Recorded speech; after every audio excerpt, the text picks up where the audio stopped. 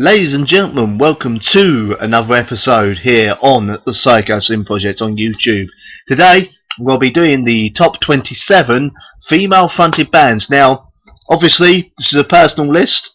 Many of you are probably going to disagree with it, and there are, I will admit now, a few unsigned bands. However, I ask you to watch the whole thing, and then obviously comment your favourite sort of female fronted bands as well. Try not to put down any other bands as well in this. As I said, this is my own personal choices as here, and basically this is what I feel should be the top 27. Why 27, some of you may be wondering. Well, I tried to make it a top 20, but then I realised there was many other bands that deserve recognition and deserve to basically be sort of promoted, and also a lot of front women that should kind of be shown their influence on metal as well, and what I feel is some superb sterling work by their band. So anyway, let's dive right into this.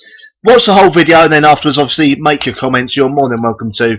Try not to attack each other on this, or indeed attack me. As I said, this is a personal list of 27 female fronted bands. If you have a different opinion, nothing wrong with that. Just if you want to make a comment, obviously feel free to do so, but don't make it aggressive, you know. Just sort of put your comment, say I feel these should be on the list, blah blah blah. Anyway, let's dive right into it with number 27. At number 27 we have Doro. Now, how could any list for female fronted bands be complete without the one and only Doro? If Rob Halford is indeed the metal god, then Doro is without question most definitely the metal goddess. Flying the flag for straight up metal with a strong powerful voice and lyrics of living for what you believe in. Starting back in 1982 with Warlock, then transcending to fronting the band with her own name, she set the template for showing how metal will never be just a male dominated genre, and that women can rock just as well, if not harder, than their male counterparts. For those wondering why she's not higher on the list, the somewhat embarrassing and sad truth is I've only heard one album by Doro, which is her latest album, Raise Your Fist in the Air. However, I will say, if you've not heard her yet, I cannot recommend that album enough. It's absolutely superb, fist pumping metal.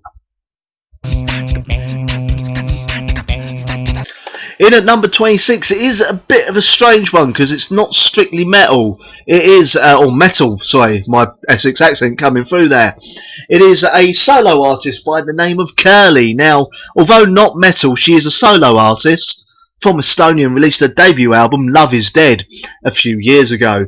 Pioneering a genre that she has dubbed bubble goth, Curly expertly melds goth music and lyrics with a pop sensibility. Although she may not currently be known worldwide, especially here in the UK, she's not known by many people. As time goes on, she releases more music. I feel that she will start being a big influence on the rock and metal scene, in the same way that Evanescence were back in 2001 when they released their Fallen album. For an example of what I mean, check out her songs on YouTube, Love Is Dead and Walking On Air, and as always, keep an open mind. In at number 25 on my list is OTEP. Now, she started back in the age of nu metal, i.e. around the early 2000s when OTEP formed. After witnessing their live performance, Sharon Osbourne invited them to be part of the Ozfest in America before they even had a single release in 2002. They then released their first album, Severus Trial, which for those who haven't worked it out is Art Saves backwards even, and history was made. In the age of nu metal, which for the most part was very male-led and, let's be honest here, fairly misogynistic, here was a strong, extremely independent woman fronting a band that didn't compromise on their heaviness, and a front woman that could not only rap but growl and scream with the best out there, whether they be male or female. Still releasing albums to this day, OTEP have been a huge influence on metal music since that first album, although we haven't had them here in the UK since around 2002, although they were meant to be here about a month ago headline tour with the Agonist. However, medical emergencies unfortunately prevented them, but Otep herself on Twitter, has indeed said to me they will be back soon here. However, we're still hoping they'll be back soon, and their influence on bands such as, funnily enough, The Agonist, and possibly even Cerebral Bore can be seen for all to hear.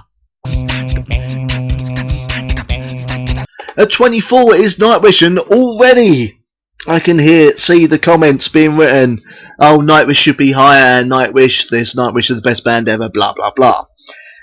Well, let me put it like this. You all know this band. They formed in 1996 by a keyboardist and leader of the band, Tuomas Holopainen. Apologies to Tuomas if I have indeed pronounced his name wrong.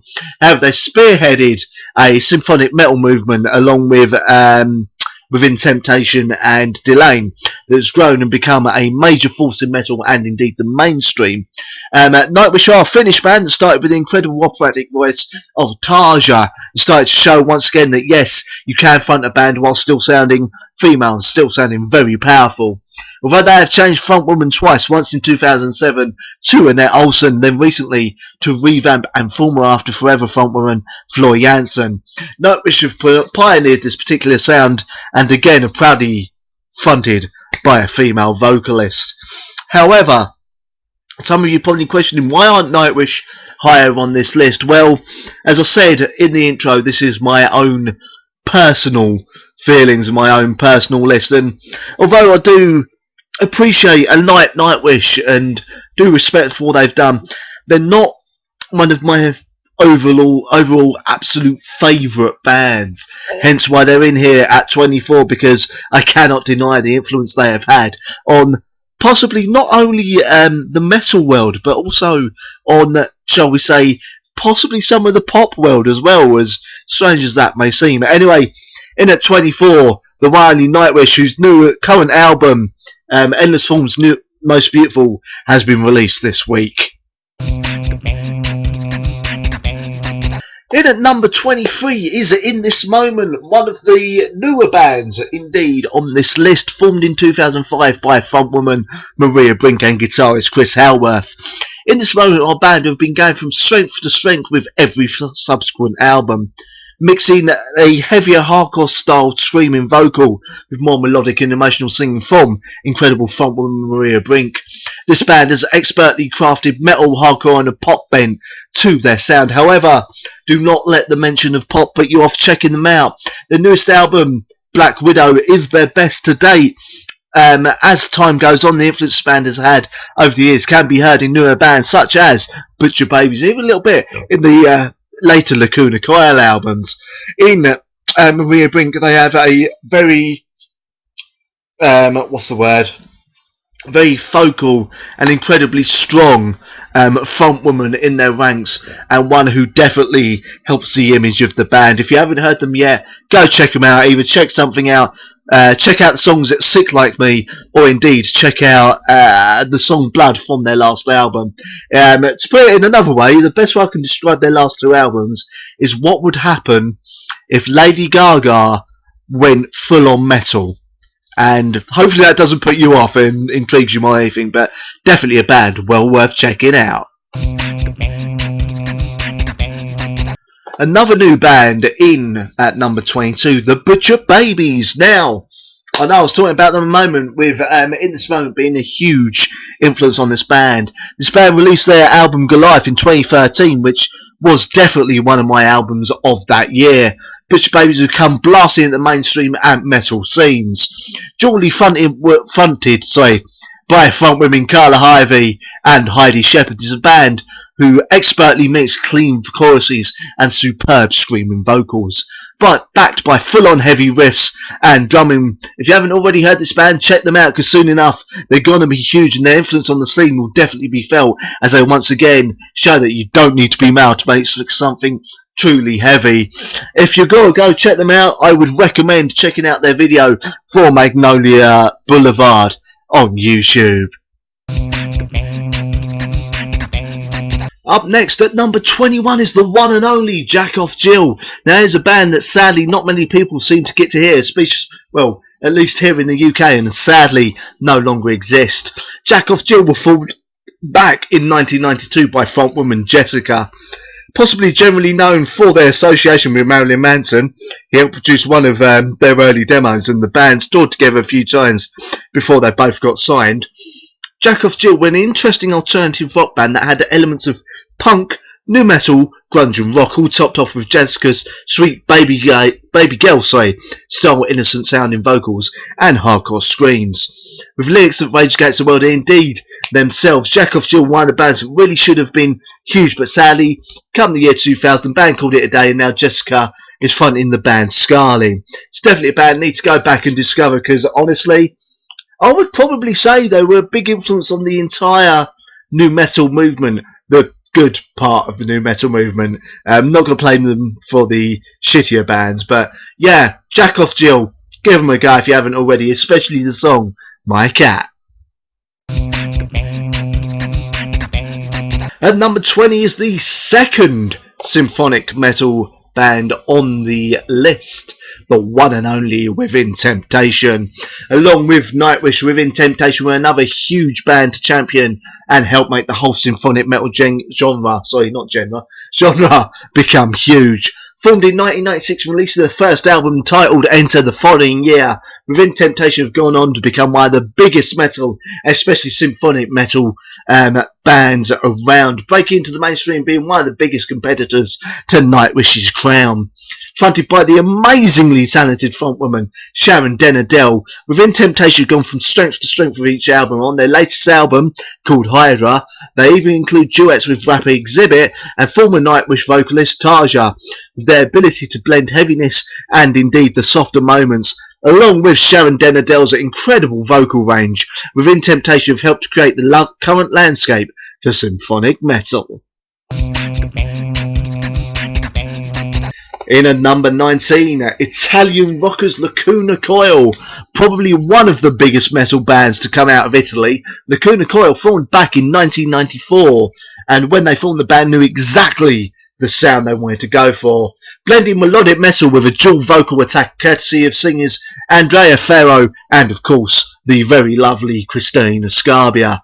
Both voices blend together atop a great avalanche of riffs and melodies being played by the band. Over the years, the band have gone from strength to strength, and although they have deviated a bit to more poppy sounds for a couple of albums, they have returned to their gothic roots with the last two albums, Dark Adrenaline and their superb current album, Broken Crown Halo. Definitely huge influence on the goth metal scenes, and especially Evanescence's earlier work. If you haven't checked out Lacuna Coil, there's no time like the present. In at number 18 are a band that are getting bigger and bigger as time goes on. UK band The Dirty Youth. Fronted by a superb frontwoman Danny Monroe, the Dirty Youth hail from Wales and released their superb debut album Red Light Fix a couple of years ago, mixing catchy melodies while not forgetting to bring the heavy riffs, all topped off with Danny's strong and unique sounding vocals. This is a band that, if you haven't heard yet, you really need to check out. Originally coming to prominence after they posted an acoustic cover of Korn's Narcissistic Cannibal online, Korn themselves heard the cover and liked it so much they invited the band to be their main support for their next tour. However, don't get me wrong, this is no mere cover band, and their own material is more than strong enough to stand on its own. The band are currently gearing up to release their second album, Gold Dust, this year, and for me, it's definitely one of the most anticipated music releases of the year.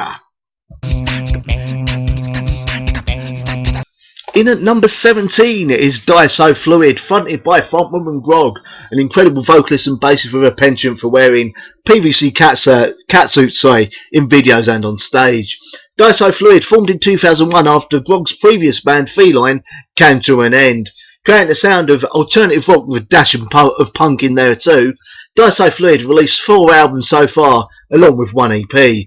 One album was released late last year, and are more than worthy of checking them out and getting bigger. It's a band that will become huge and getting bigger and better at writing their unique style of songs. Definitely check them out on YouTube. Definitely go see them live if you can. I believe they're going to be supporting, or they are supporting, The Dreaming currently in the UK. And if you don't know who The Dreaming are, that is the band that features former members of Orgy and indeed Stabbing Westward. In at number 16 is a band that are generally known as being the original band which current arch enemy vocalist Alyssa White-Gluz used to front. The Agonists is a criminally underrated band now fronted by incredibly talented frontwoman Vicky Sarakis. You can hear my interview with the band on this very YouTube channel. Mixing clean vocals with deep growls and screaming, and mixing metalcore with melodic death metal, the Agonists has sound that is totally their own, and now with Vicky Sarakis fronting them, the band can only get bigger and more popular. The sound is generally typified by the use of deep growls and clean vocals, along with Danny Marino using two or more intersecting melodies, a style which the band are only getting better at writing as time goes on. Up next is a honourable mention. Is a band called Candy Brain, who are currently unsigned and have literally today released their debut album, which you can check out on SoundCloud. Sorry, you can download it for free and check out their Facebook page under the name Candy Brain, obviously, and the link is there. Check this band out, because if you like the Birthday Massacre, this band is right up your alley with a fantastic blend of keyboards, heavy riffing, and superb vocals of the one and only Bunny Abbott on vocals. This is a band I will be reviewing this album for on my channel, and everyone needs to check them out, because someone needs to sign this band. They really do, and they really need to get them over here in the UK. I'm hoping to sort out an interview with them soon as well. But yeah, Candy Brain, honourable mention. Definitely check them out, and I'll get the review up soon on my channel. In at number 15 are a band that really should have been bigger. The one and only Sugar Coma, usually seen as the UK's answer to Kitty. Sugar Coma, to be honest, had their own sound, and the only reason they got compared to Kitty was due to the use of heavy vocals and melodic singing. Band consists of three ladies, Jess Mayers on vocals, Claire Simpson on guitars, and Heidi Fisk on bass, and one guy on drums. Band came out during the nu metal years, which probably works against them, unfortunately, and they came to prominence due to an incredibly awesome cover of Britney Spears' You Drive Me Crazy. They then started getting support and getting tours with the one and only Myrene, thanks to a personal invite and the support of the frontwoman of that band, Tari B. Sugar Coma really were one of the most underrated UK bands ever, and sadly played their final shows in 2013, supported by Gasoline Phil and Hearts Under Fire, two other bands you should definitely give a look to. In at number 14 is Arch Enemy. Although fronted originally by a man, Johan Lever, for the first two albums, Arch Enemy in 2000 took on a female vocalist by hiring German female vocalist Angela Gossow. Arch Enemy are known mainly for their melodic death metal riffing with deep growling vocals over the top. So while many were sceptical at first about Angela's addition to the band, she more than proved them wrong once her debut album with the band, Wages of Sin, was released. Over the course of the next 6 albums, Angela took the band to new heights of popularity, until in 2014 she stepped back from the frontwoman position and became the manager. But during that time, she had taken notice and helped to install Alyssa White-Gluz, formerly the frontwoman for the Agonist, as a frontwoman for the band. Arch Enemy have been a huge influence on the extreme metal scene, and once again shown the sexist idiots that any woman can easily rock harder than the guys. And now, with Alyssa White-Gluz more than capably proving herself on their current album More Eternal, this band can only get bigger, and I do believe here in the UK they are the main support for the one and only Nightwish on their December tour. In at number 13 is a bit of an obscure one, mainly because this band have released no actual tracks. This band is called Versus Our Master, and they're an unsigned band from Texas, fronted by vocalist and classically trained pianist Pache Simmons, also known as the Smurf. Versus Our Master combine extreme metal riffing with a strong gothic influence and sound. They call their genre extreme gothic, and they're definitely a band to check out, because once they get signed, I think that I can see them having a huge influence on the future of metal. With Pache's ability to sing incredibly melodically and scream like a demon who has just stubbed his toe, this band has a completely unique sound that just begs to be heard. Although not originally fronted by a woman, the addition of Pache has really given the band sound a new lease of life and also another layer to their sound. Basso also includes incredibly talented drummer, guitarists and bassists. Feel free to check them out on Facebook. You can also hear my interview with frontwoman Pache on this very YouTube channel. Up next is a rising UK band, Scarlet Riot, another band who makes catchy chorus melodies and riffing, and are fronted by a superb energetic frontwoman in Scarlet herself. Scarlet Riot, a band that are definitely going places, having already released an album called Tear It Down, and recently a new EP called We Are The Brave, and with big support slots with Camelot and Ed Guy, as well as Gus G. This is a band you need to check out. More incredible is this band are getting all this attention through sheer hard work, always out on tour, always good with the fans and meeting everyone, and yet somehow incredibly still unsigned. This is a band you need to check out before they really go stratospheric. Here's another band that should have really gotten bigger than they ever did, unfortunately.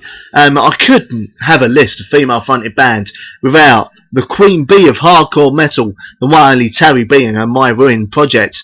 Over the years, Terry has fronted several bands of note, with Manhole and indeed Tour Satana, as well as previously being a rapper signed to Eazy-E's label. I do believe it was Easy anyway.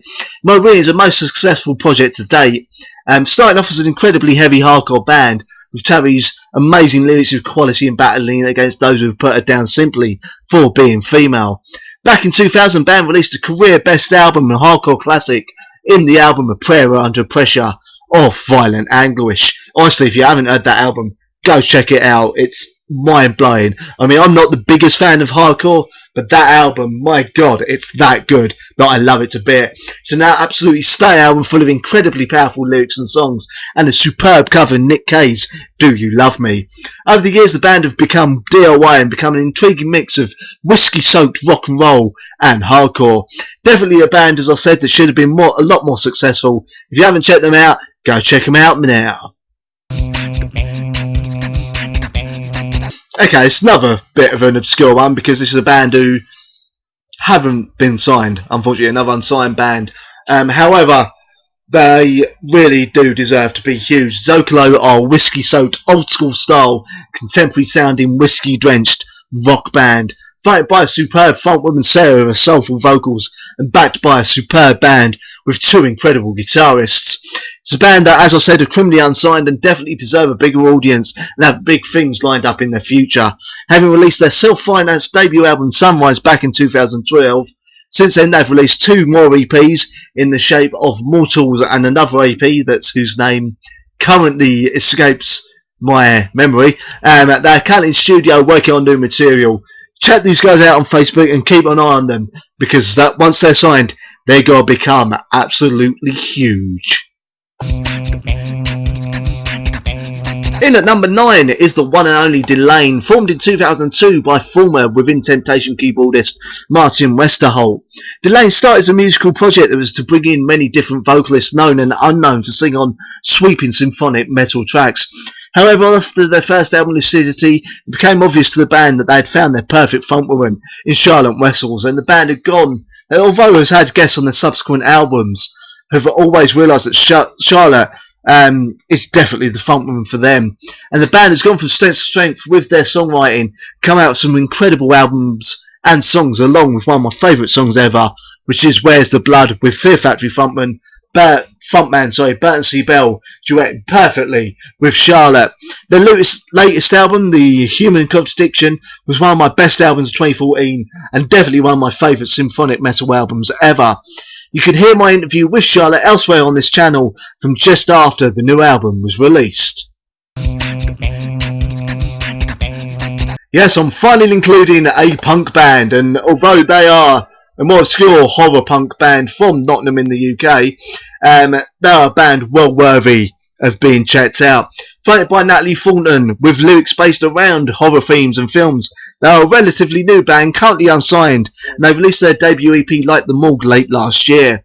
With Natalie's ability to switch between rough punk vocals and sweet, almost horror pop style vocals, they already have an anthem in the song Frankenstein's Girl. You can hear my interview with the band from late last year on this very YouTube channel.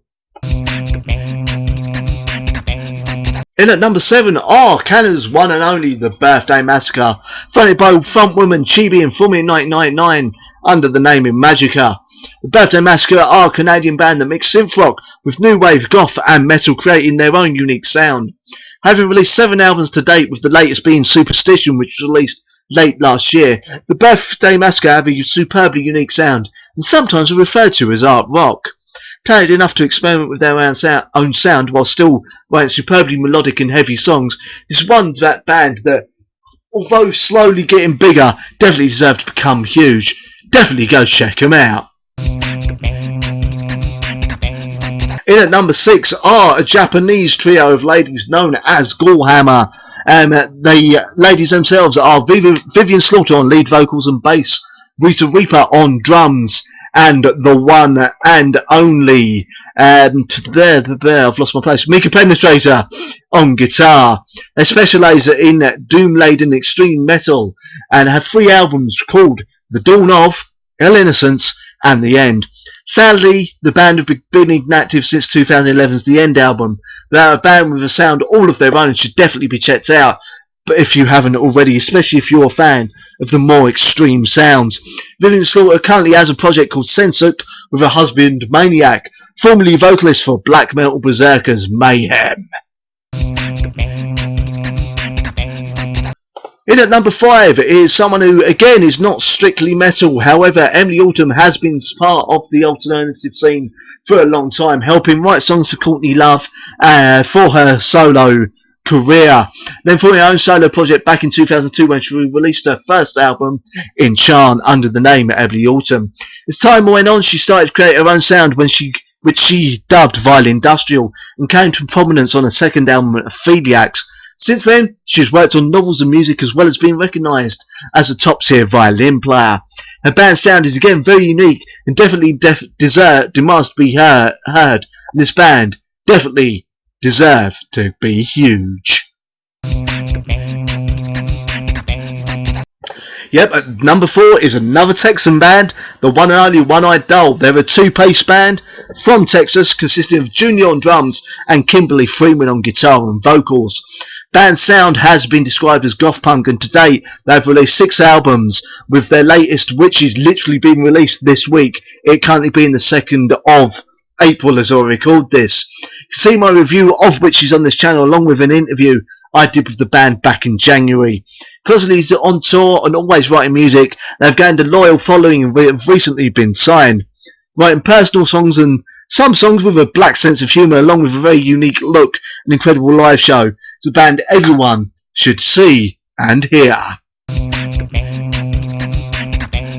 3 is Cobra and Lotus, fronted by superb and powerful frontwoman Cobra Page. Cobra and Lotus formed in 2009. They then released their first album, Out of the Pit, the following year. And following their songwriting signing to Gene Simmons of Kiss's own record label, they recorded and released their second album, Cobra and the Lotus, in 2012. Again touring the world with many big bands, and with Cobra being recognised for her energetic live presence and superb voice. The band then hit the studio and released their latest album, High Priestess, last year, which was one of my albums of 2014. Bringing the sound of classic heavy metal up to date while keeping the feel of it intact, Cobra and Lotus are a band that are definitely on the rise. You can hear my interview with lead singer Cobra Page elsewhere on this channel. In at number 2 are another UK band that really needs to be signed. They are currently unsigned, the one only Hearts Under Fire. They're a fully female band who specialise in what I would like to call commercial rock. With huge melodies and catchy choruses, this is a band who deserve to be huge and be signed. Fronted by Mary O'Regan on bass and lead vocals, with a superb and emotional voice and lyrics, and backed up by Kat Apton on guitars and backing vocals, Nikki Day also on guitar and backing vocals, and Leslie Clark on drums. I believe she does some backing vocals as well. Hearts Under Fire, one of the UK's hidden shining talents. It's going to be huge if a label can actually realise this and finally pick up this awesome band. They released their self-financed debut album Outlines last year, and you can see my review of it on this channel. Spoiler alert, it's fucking superb and you definitely need to check it out. It was my number 1 album of 2014. Backing that album up with constant touring up and down the country and with an incredible live show, with Mary being an incredibly entertaining frontwoman. This is a band that everyone worldwide definitely needs to hear. And so here we are at number 1, and for me personally, it couldn't be anyone else. Number 1's Kitty. Why Kitty? Some of you may be wondering. Well, let me go into this. They released their first album back in 2000, back when the band was still only about 17.